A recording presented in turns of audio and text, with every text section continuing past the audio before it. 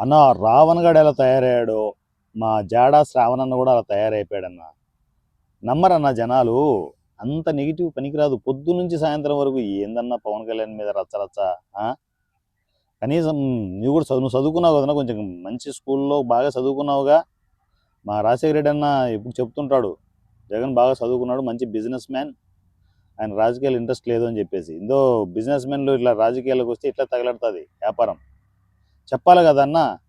జాడా శ్రావణ్ అన్నకి బాగానే పేమెంట్లు ఇస్తున్నావు, బాగానే ఉంది. ఆయన మూతి ఇలా పెట్టుకొనేసి ఆ ప్రెస్ మీట్లలో అలా చెప్పుకుంటూ పోతూ ఉంటే ఎంతమంది నమ్ముతారు చెప్పు? తెలియదా? వాస్తవాలు తెలియదా? పవన్ కళ్యాణ్ కూర్చున్న తప్పే అంటాడు, లేచిన తప్పే అంటాడు, పడుకున్న తప్పే అంటాడు. ఏం చేయాలన్నా? ఏం చేయాలి?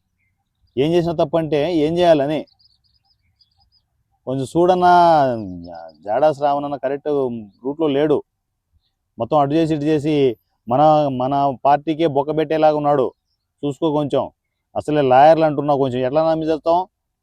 చూసుకోవాలి కదా. డబ్బులు ఇచ్చేసాం, వాళ్ళ పనులు వాళ్ళు చేసుకుంటారులే అంటారు, ఎట్లా పనులు చేస్తారు.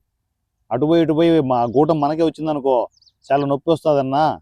అంటే ఎదుటోళ్ళకి అటు వెళ్తున్నప్పుడు అండి ఏం బాగుండదు. మన వైపు ఆ గూటం వస్తాయంటే నొప్పి తెలుస్తుందన్నా. వద్దన్నా. మరీ నెగిటివిటీ పనికిరాదు సోషల్ మీడియాలో. కొంచెం చూసుకొనేసి మన బ్యాచ్లు కొంచెం చెప్పు. పేటీఎం బ్యాచ్లకి కరెక్ట్ రూట్లో లేరు వాళ్ళు. ఈవెన్ నేను కూడా చెప్పకపోతే ఎట్లా? పాడైపోతారని చెప్తున్నానా. చూసుకోవాలి కదన్నా.